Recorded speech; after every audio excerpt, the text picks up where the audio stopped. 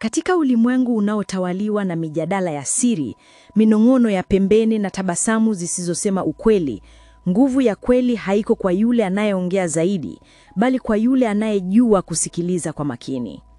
Kila mtu anayekuzunguka anabeba simulizi ambazo hawajawahi kufichua. Simulizi zilizojaa tamaa zilizofichwa, wivu wa ndani, mipango ya siri na udhaifu ambao hata wao hawajui kuwa umeonekana. Lakini siri hizi hazitolewi kwa mtu mwenye sura ya ushindani au mwenye haraka ya kuuliza maswali. Zinajitokeza taratibu kwa mtu anayeonekana rafiki, anayeuliza kwa upole, anayejua kutabasamu wakati ukweli unajifichua wenyewe. Hapo ndipo nguvu inaanza kujengwa, kimya kimya, hatua kwa hatua, kupitia urafiki unaoonekana wa kawaida, lakini unaoficha uwezo wa kuelewa moyo wa mwanadamu kuliko wote. Baada kimya cha muda mrefu cha kitabu cha The 48 Laws of Power, leo tunaendelea na sheria ya 14. Karibu.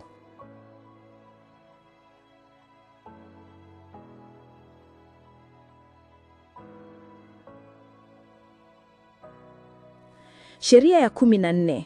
Pose as a friend, work as a spy. Jitokeze kama rafiki, lakini ufanye kazi kama mpelelezi. Sheria ya 14 ya kitabu The 48 Laws of Power inazungumzia siri kuu ya nguvu ambayo watu wengi hawaitambui. Nguvu haiwezi kujengwa ikiwa haujui watu wanaokuzunguka. Taarifa ndiyo silaha ya mwanzo kabla ya silaha nyingine yoyote. Lakini katika dunia halisi, watu hawafunguki kwa mtu anayewauliza maswali ya moja kwa moja, wala hawaelezi siri zao kwa mtu anayeonekana mwenye shaka, mwenye haraka au mwenye nia ya kujipatia faida. Ndiyo maana sheria hii inashauri kwamba wakati mwingine ili kupata taarifa muhimu ni lazima uvae uso wa urafiki, unyenyekevu na kuelewa hata kama ndani yako unafanya kazi ya kuchambua kile wanachosema na jinsi wanavyoishi. Wakati unajionyesha kama rafiki, watu hupunguza ulinzi wao. Wanahisi uko upande wao, kwamba unaweza kuwapa ushauri na kwamba unatamani kuwasaidia. Katika hali hii ya kuamini, wanajikuta wakisema mambo ambayo hawangeweza kusema kwenye mazingira rasmi au ya ushindani. Wanashiriki malalamiko yao, mipango yao, hata siri zao. Lakini mtu mwenye akili ya kimkakati anasikiliza zaidi anavyosema. Anaangalia kauli ndogo, tabia ndogo na mabadiliko madogo ya mwenendo. Hapo ndipo taarifa muhimu huzaliwa. Historia imejaa watu waliotumia sheria hii kupata nguvu kubwa bila kupigana vita. Miongoni mwao ni Queen Elizabeth I wa Uingereza. Ingawa alikuwa malkia mwenye mamlaka makubwa, aliwafanya watu walioshukiwa kuwa maadui wa ufalme kuwa karibu naye. Aliwasikiliza, aliwapokea kama rafiki na watoa ushauri. Lakini ndani ya ikulu kulikuwa na mtandao mkubwa wa watu waliokuwa wakijifanya marafiki wa wale waliomshuku, wakikusanya taarifa zao polepole. Kwa njia hii, alidhibiti maadui wake kabla hawajawa tishio. Hakuwashambulia kwa nguvu ya upanga, bali kwa nguvu ya maarifa aliyoyakusanya kupitia urafiki wa kina. Katika dunia ya biashara ya sasa, sheria hii bado inafanya kazi kwa nguvu ile ile. Fikiria meneja mpya anayeingia katika kampuni kubwa. Hata kabla ya kufanya mabadiliko yoyote, anaweza kuchagua kuonekana mpole, mchangamfu na anayesikiliza kila mtu. Anaonekana kama rafiki wa wafanyakazi. Lakini katika mazungumzo hayo ya kirafiki na vicheko vya kahawa, anaanza kugundua mambo muhimu. Nani anafanya kazi kwa bidii? Nani analalamika? Nani ana tamaa ya kupanda cheo? Nani ni mwaminifu na nani ni mvivu lakini mzuri kuficha? Hii sio kwa sababu amechunguza kwa ukali, bali ni kwa sababu amejua kuwasogeza watu karibu yake kupitia urafiki. Na siku atakapohitaji kufanya maamuzi makubwa, tayari ana ramani ya tabia zao bila wao kujua. Katika maisha ya kawaida, sheria hii inajidhihirisha. Watu wengi husema mambo yao kwa yule anayedhani anaelewa, anayewasikiliza na anayewapa utulivu. Ni rahisi kumwambia rafiki yako mambo ya moyoni kuliko mtu usiyemzoea. Ndipo hapo mtu mwenye akili ya kimkakati ananufaika. Kwa mfano, unaweza kukutana na mtu kwenye mazingira ya kazi au jamii ambaye anaonekana mcheshi na rafiki wa kila mtu. Anaonekana hawezi kumdhuru yoyote, lakini anajua kila siri ya watu. Nani anachukia nani, nani ana matatizo ya kifedha, nani anafikiria kuondoka kazini, nani anatafuta nafasi fulani.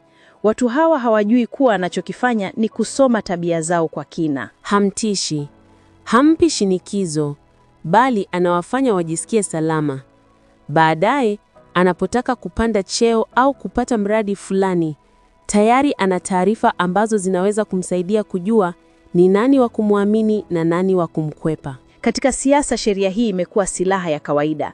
Wanasiasa wengi wanaonekana marafiki wa wananchi, marafiki wa viongozi wenzao au marafiki wa matajiri, lakini kiukweli wanachofanya ni kukusanya taarifa zinazoweza kuwapa nguvu.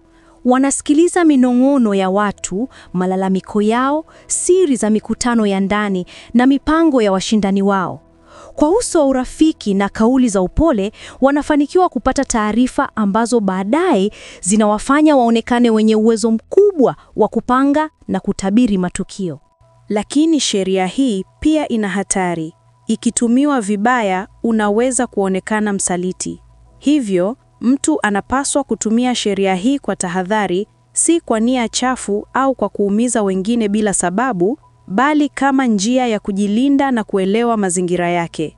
Taarifa ni kinga.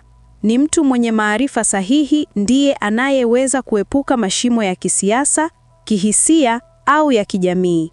Na mara nyingi, maarifa hayo hupatikana sio katika vikao rasmi, bali kwenye mazungumzo ya kirafiki, kwenye kicheko cha kawaida au katika usikivu unaoonekana hauna madhara. Kwa jumla, sheria ya 14 inatufundisha kwamba katika ulimwengu wa nguvu, si lazima uwe mkali au mchoyo wa kutaka kujua. Wakati mwingine, kuwa rafiki wa kawaida, msikivu, mororo na mwenye tabasamu ni njia ya juu kabisa ya kujijengea nguvu. Kwa sababu watu wanapofungua mioyo yao, wanakupa kitu cha thamani zaidi kuliko pesa, wanakupa taarifa. Na taarifa hiyo ndiyo ufunguo wa kupanga ushindi kabla vita haijaanza. Hivyo, kabla ya kuchukua hatua yoyote katika safari yako ya nguvu, iwe ni kazini, kwenye biashara, uongozi, au hata kwenye mahusiano, jiulize swali moja muhimu. Je, kweli unawajua watu wanaokuzunguka? Wakati wengine wakishindana kujionyesha, jitofautishe kwa kutumia silaha isiyoonekana: usikivu, ukaribu na uchunguzi wa kimya kimya. Tumia sheria ya 14 sio kwa usaliti, bali kwa kujilinda, kujenga nafasi yako kimkakati na kutambua fursa ambazo wengine hawazioni.